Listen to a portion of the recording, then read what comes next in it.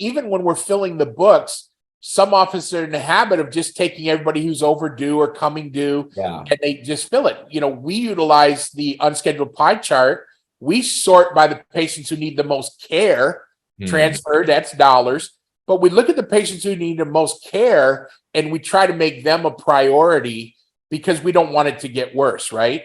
And so when I get a patient in the chair who needs a little bit of work versus a patient in the chair who's just coming in every 6 months because they have a coupon, I would rather take care of those who need it.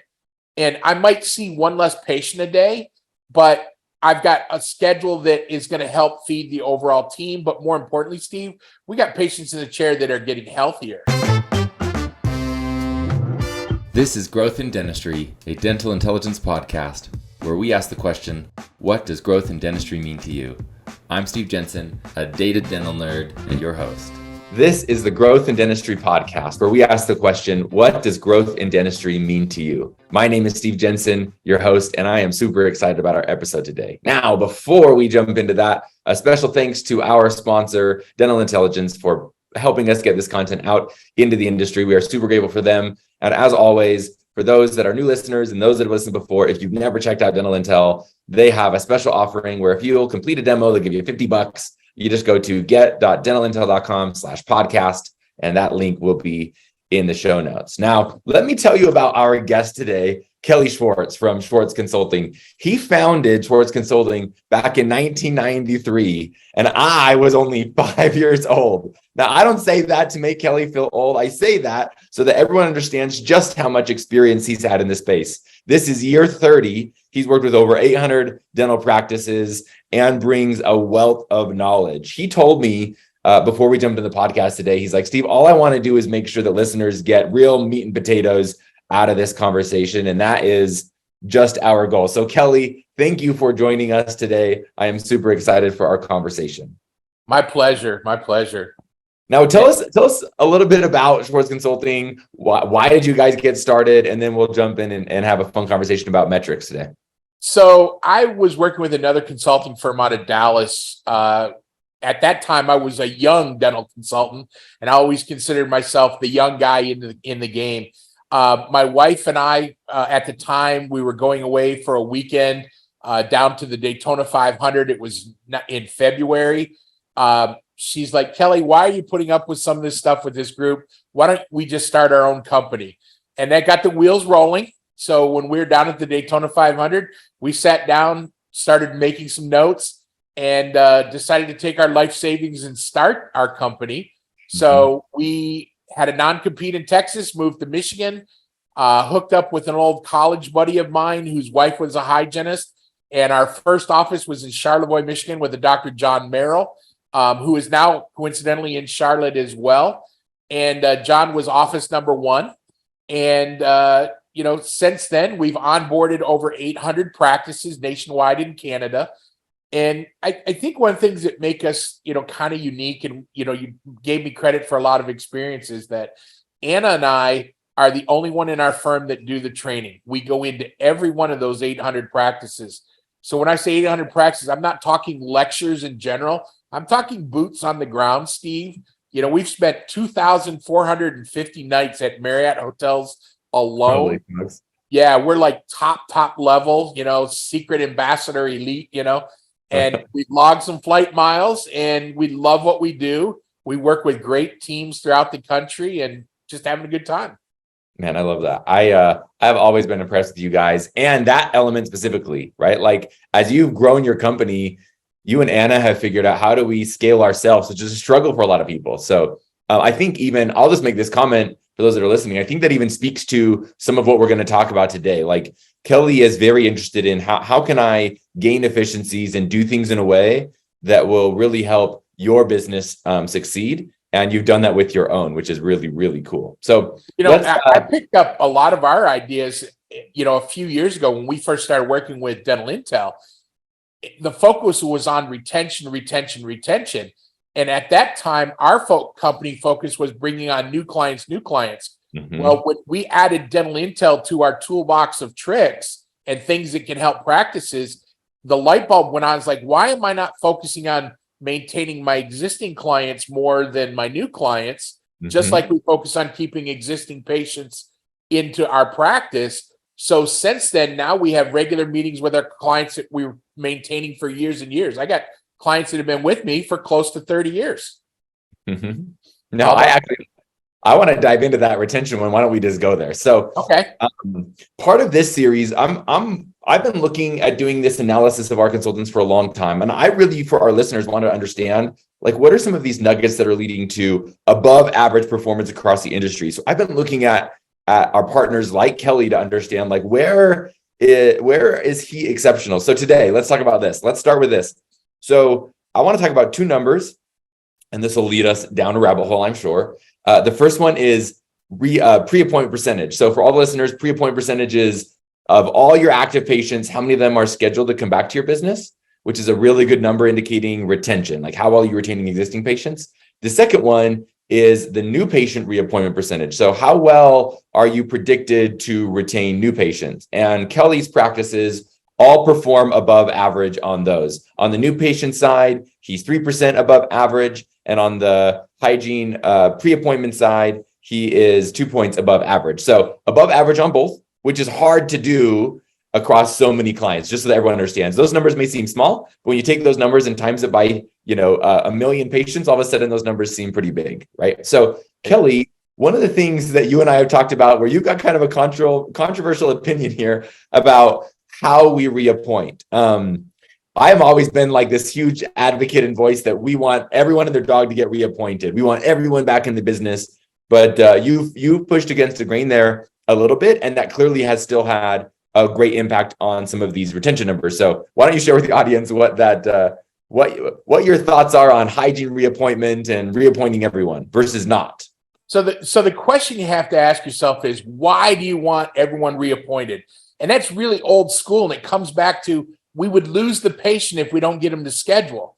Well, with dental intel, that's not the case, because when we have our unscheduled pie chart, all the people walked out without appointment, we have one of the dashboard numbers being, who are the patients that came in today that didn't reappoint. So where I go against the grain is, one, everybody, particularly if they have insurance, they have 2 coupons a year to come back and get their teeth cleaned. They want to use those coupons. But really, the practices that we work with really want to grow. So if you're in the chair, here's a common mistake I see. They go with the mentality that you just mentioned. Everybody leaves with an appointment. So the hygienist will say something like this: "Hey, Steve, let's get you scheduled for your next appointment before you leave." And you don't need any care. You haven't referred anybody. As a matter of fact, you cancel on a fair amount of times. So the hygienist says, "Let's give you an appointment." And you as a patient even say, "Well, Kelly, I really don't know my schedule for now in 6 months." And the hygienist will say, "Well, Steve, let's get you an appointment. And if you need to cancel, give me a call." Well, what did the hygienist just do? Gave you permission to cancel, puts more pressure on the front desk. Instead, I've trained my teams to, in the morning huddle, we look at who are the patients who are coming in, who have a good history of showing up and need additional care. Those are the patients we invite back. The patients who don't need care, don't refer, have a high cancellation, I just simply say, "Hey, Steve, I see you've missed a few appointments in the past. No biggie. We just don't want to keep happening. Let me follow up. We'll send you a reminder, an online link with Local Med to schedule. When it gets a little closer, make an appointment you can keep." So now I have a couple people who didn't schedule today, but everybody who did has a track record, which means they will show. The patients who have zero care needed and have a high priority to scheduling, when it gets 2 weeks out and I say, "Hey, Steve, it's time to come in," you're going to come in anyway. So I don't need to book you 6 months in advance. So I focus more on looking at patients who need care than just a full schedule, because I can be busy, I can be productive, or I can be both. And we focus on being both.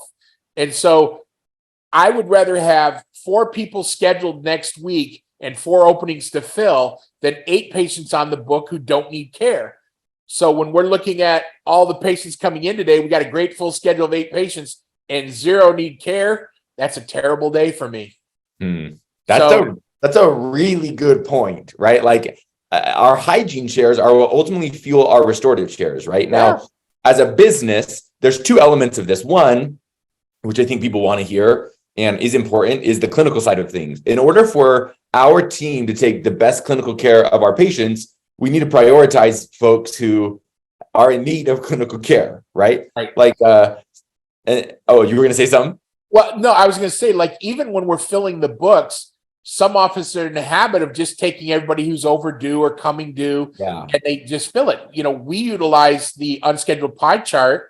We sort by the patients who need the most care, transferred, that's dollars. But we look at the patients who need the most care, and we try to make them a priority because we don't want it to get worse, right? And so when I get a patient in the chair who needs a little bit of work versus a patient in the chair who's just coming in every 6 months because they have a coupon, I would rather take care of those who need it. And I might see one less patient a day, but I've got a schedule that is going to help feed the overall team. But more importantly, Steve, we got patients in the chair that are getting healthier. Yep. So one of the numbers we measure in terms of effectiveness as well is the hygiene patients per hour using the provider pulse.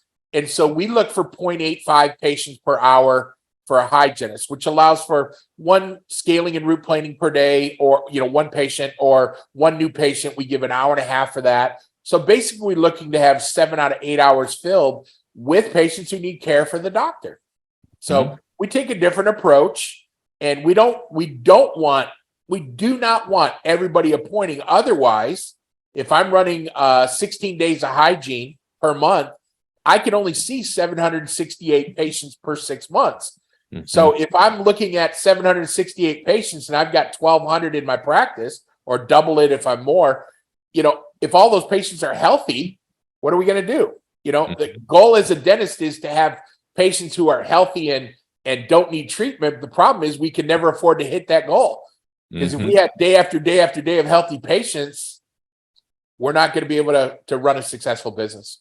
Now, let me throw a curveball at you. What if I'm already struggling to keep the hygiene chairs full? Like, I don't have enough active patients to adequately fuel my providers. In that scenario, would you suggest I still reappoint, or we're still being selective and just focusing on hiring a marketing agency that can help get me full fast? Yeah, so both. I'm still not going to reappoint everybody if they have a history of canceling or no showing.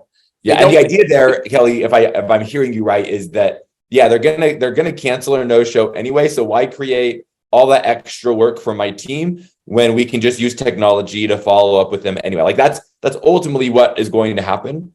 I mean, it really surprised me that DI pushes pre-appointment when you are the technology fix to not losing anyone, right?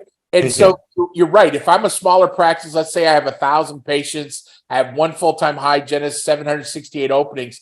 Yes, I'm still going to look at the patients who have a good track record, and I might reappoint more, but I would be investing in a really good marketing company, and I've got one that will help you get new patients in the door as well. So kind of leads to another number that we look at, is what I call a positive 16. Have you heard that phrase, Steve? No, tell me. I'm excited about this. Positive 16, when we're looking at our new patients and recaptured patients, along with the patients that have gone inactive or 18 months past due, we want to be a positive 16 every month. So if I'm going to lose 10 patients, I've got to get 26 patients in the front door. So what that does is allows us to continue to grow our hygiene by about 1 day per week every 6 months. So our practice is green and growing versus ripe and rotten. So when we're looking at our active patient counts, our hygiene patient counts, we make sure we're doing the combination. And do you know what? When a team is focused on refilling the schedule, you know what they take away from, Steve? Creating the patient experience. So when you walk in the door, I can give you a little extra TLC. When you're walking out, I can have a conversation with you. Make sure you're committed to your financial agreement. Make sure you're committed to your schedule. I make sure I create a champion patient who wants to refer, instead of worrying about the next appointment because 3 people canceled because the hygiene told them they could, because when they made their appointment 6 months ago. So we're about a total practice experience. I love that. Now I'm gonna restate, I think, what we just talked about with probably overused metaphor, but I think it fits, right? So as people, what I'm hearing, Kelly, is as people think about the schedule, your suggestion is, instead of just throwing all patients in the jar, so to speak, regardless of their size of opportunity or how much care they need. Your suggestion is the classic, like, let's put our rocks in first into the schedule, the people that have the biggest need for healthcare, and then let's fill in the smaller stuff afterward and as there's openings. And if you do that, then you'll both ensure that you're giving the best care to the patients who really need it, and that you're also still, you clearly with this method are still able to retain patients. So still have a high, above average ability to retain patients, but you're doing it in a much more thoughtful way. And that will not only help your patients, but that will also help, the business side as well with your ability to produce and take care of your team. Yeah, again, if you have a day full of patients, that's great, but that also blocks out patients who need care, or we could prevent care by getting to it sooner. So again, one of the great tools DI provides is when you're looking at the patients that are not scheduled in the unscheduled, pie chart, as I refer to it, we look for the patients that have care and we try to prioritize them first. We still invite everybody in, but if we've got more patients than we have time, well, then the answer is let's grow our hygiene department. Or it gives us a choice if we're, let's say we don't have any more room or we can't add hygiene, then we can look at dropping, bad caring patients. We can look at bad insurance, a lot of different options we have when there's more demand than supply, right? So that gives doctors the chance to make good choices.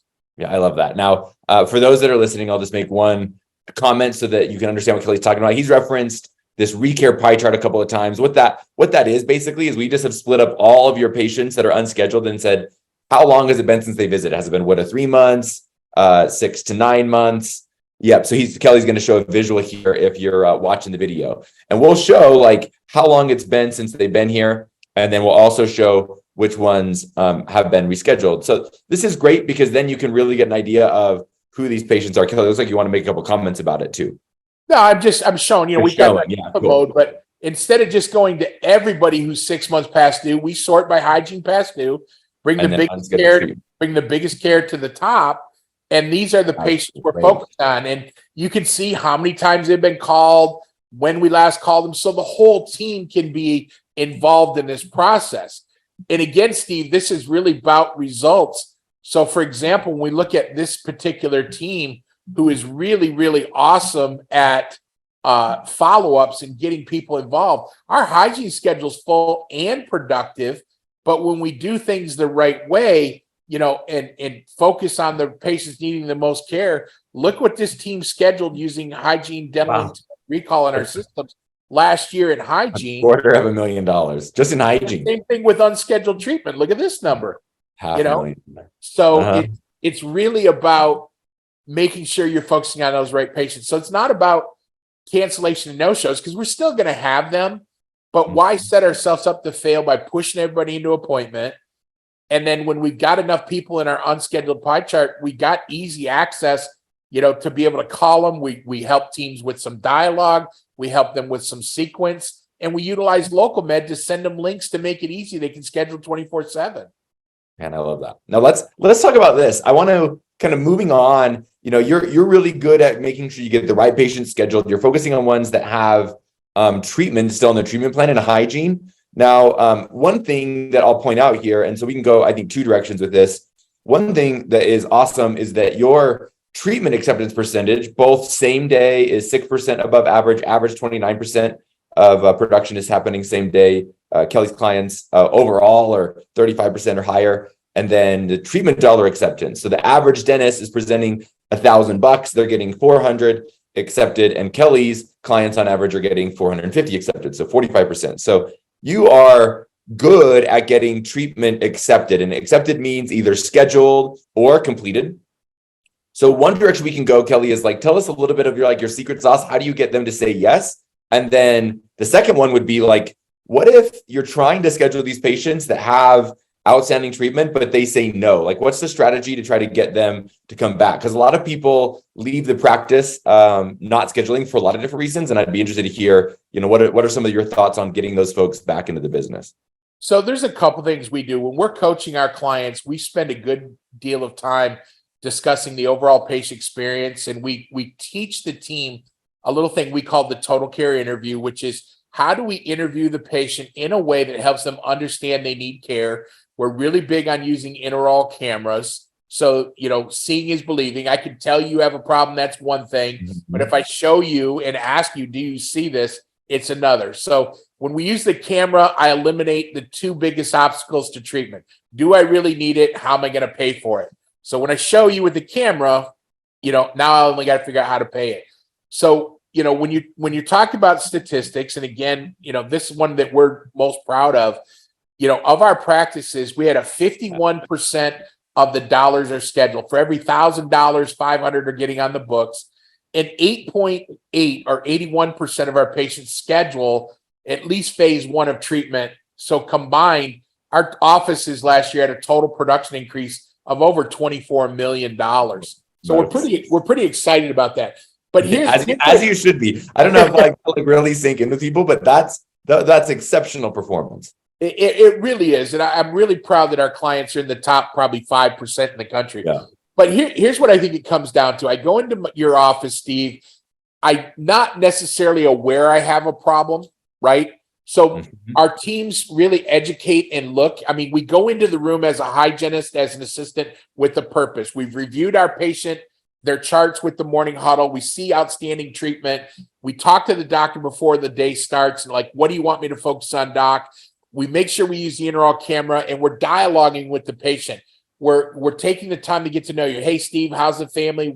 How's your running and your Ironman training going? We build a little bit of rapport and trust with that. We find out, what concerns you have. What do you want to do about it? There's a whole process we go through. But if you think about it, the average treatment needed, like a crown, do you know the average crown price in America right now? I don't. I'm going to say it's I don't know for sure, but I would guess around, $1,000, $1,200. So I don't know about your household, but Ann and I have a basic rule. We're not going to spend $1,200 on anything without consulting the other.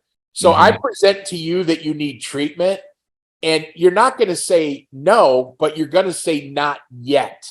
Yeah. So we need to have really good follow-up. So when a patient walks out the door and doesn't schedule, we have a system. Which is very common, right? Yes, all the time.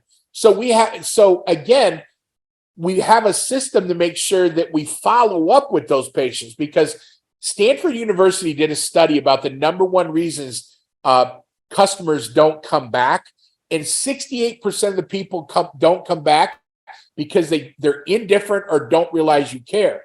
So if I share with you, you need work, and my team are so busy due to the short staffing or whatever the reasons are, I don't follow up with you timely about the work we talked about, the patient thinks it's not that big a deal. So 6 months later, I come back in, I talk about it, or worse yet, 6 months later, I don't bring it up because I told you before. The patient doesn't think it's a big deal. So we make sure that we're using follow-ups in the sense that we take a look at everybody who was presented treatment today. If they didn't schedule, we record why they didn't schedule and who they saw. Then we make sure we bring it to the morning huddle. Doctor, here are the patients who didn't schedule and why. How do you want to follow up? And we have a little program for that with letters and phone calls and email and so forth. And what we find is the patient who said no last week has now had a chance to explain to their spouse or other that, hey, this is work that's needed, or they've had a chance to look at their finances and budget. So now we get them back in the door. So they walked out saying not yet instead of no. And we make sure we follow up. And again, part of our system is not to get you scheduled, Steve. Like, we send a letter out, right? And hey, we know you didn't schedule, and here's what we're concerned. The purpose of that letter is not to get you to schedule. What do you think the purpose of the letter is? To let you know we care. Yeah, to increase urgency. Going back to that 68%, right? They're not sure it's actually important. So that's like, a letter's a pretty big physical statement to be like, hey, this is a big deal. It's important enough for us to spend money to send this letter to you. So you get a letter with an intraoral camera photo and says, hey, Steve, I know you're going out of town for this trip. Give us a call when you get back. Or Steve, I know you're thinking about putting it off till next year, but I'm worried it'll break. Just want to let you know I care and I'm aware. So then once you get that letter, my team then call you. Hey, Steve, did you get the letter? Not, hey, Steve, do you want to schedule that work? It's all about care, but you need their systems. And again, one of the great things I love, with DI is the ability to see who those patients are in a quick and timely way. So when I'm looking at who are the patients who presented work this week, we're early in the week, but when we're looking at this number of what was presented, what was accepted, and the patient amount, we're able to follow up quickly with those patients, identify who they are, and get them back in the door. So part of that key to having a great acceptance isn't necessarily what happens today. It is a factor, but it's also that follow-up. And then, there's so many things that go into case acceptance. It's not just talking to you about the treatment you need. It's creating that experience when you walk in. It's the friendliness and courteous of the staff. It's presenting a financial option that helps a patient find a way to get it done. So it's a combination. So we use those two numbers, case acceptance of patients and dollar amounts, as the indicator of, hey, something is broken, right? So if you're not at 50, 80 on those two percentages, we know there's something we have to dig in and figure it out. I love that. In fact, for those that are listening and not watching a video, Kelly actually shared, he just pointed really quick to a stat where it showed the practice had presented, 26,000. I don't remember the exact dollars accepted, which is scheduled or completed, but the percentage was either 24 or 26%. Now, what's really cool about what Kelly's sharing here is that kind of shows that immediately at the appointment, not everything gets accepted. And so with this follow-up system that Kelly's discussing to make sure that patients don't slip through the cracks, that you're showing them that the treatment's important, that number of acceptance actually doubles on average for Kelly's practices when you see that through over time. So the number he showed was, I think, probably this last week. But if he were to look at that number for last year, that number increases over time. So I love to see, Kelly, that system you're discussing in action. That's super cool. Now we're going to run up on time before we realize it. One of the questions, Kelly, that we always ask our listeners and our guests is, what does growth in dentistry mean to you? And today we've discussed patient retention. We talked about how maybe not every patient should be reappointed, and that we should really think about our schedule as prioritizing clinical need and opportunity for the business, putting the rocks in first type of thing with the schedule. And you gave some really great insights into treatment acceptance as well, focusing on the patient experience, making sure the patient understands that it's important. I would love to hear, Kelly, kind of some of your last thoughts. What does growth in dentistry mean to you? And any last tidbits you want to share with our audience today? So growth in dentistry to me is taking care of our patients while making our practice healthy. So this is all of 22, Steve. 92% of the treatment plans we presented, 2,285, 92% scheduled at least phase one. That's insane. So growth to us is patients getting healthier, which translate to, by us providing more care, patients getting more healthier, we grow our production and provide jobs for our staff. We're putting income in our pocket, income in our staff's pocket. So we're getting a healthier community. Our business is thriving through case acceptance and treatment, and we're also being able to expand because, again, our positive 16 with patients, we're able to grow our practice, take care of people. So growth is all about care. Yeah, I love that response, and it's the right response. It is all care. If you add 500 patients in a year to two in hygiene, you add 500 to 800 patients to your overall practice if you have the room, or if you just take your small boutique practice and are getting patients healthier, your practice is getting healthier. I mean, it's all about Zig Ziglar, help enough people get what they want, they'll help you get what you want. And I'm a big fan of that. And, DI really helps. It's been an integral part of our business. We don't work with clients if they don't want to use DI because it's a report card of the overall systems. And so if you're monitoring your numbers, and they're just numbers, but they do indicate how your team are conveying care, converting care. It's not just Groundhog Day, show up, do dentistry, go home, show up, do dentistry, go home. We like to brainstorm, or mindstorm, as I like to call it, where we're coming up with ideas how to get to that new level. So it's all about growth, and growth starts from taking care of more people. I love that. Now, Kelly, for those that are listening, if you're interested in engaging with Schwartz Consulting, what's the best way to contact you? I assume that, Kelly, if nothing's changed, you're always willing to do what we call a snapshot with practices, where you'll install DI on their practice management software, EagleSoft, Dentrix, Open Dental, and you'll do a review with them to really show them, like, hey, here's where things are going well in the business. Here's where things could be improved. And you can talk to really how you could help the business grow. Is that something that you do? If Absolutely. So, like, what's the best way for folks to get in contact with you? So we'll add any of that in the show notes. Yep. So they can call me at 704-307-3867. That is our number. They can go on our website, kellyschwartz.com, SCHWARTZ.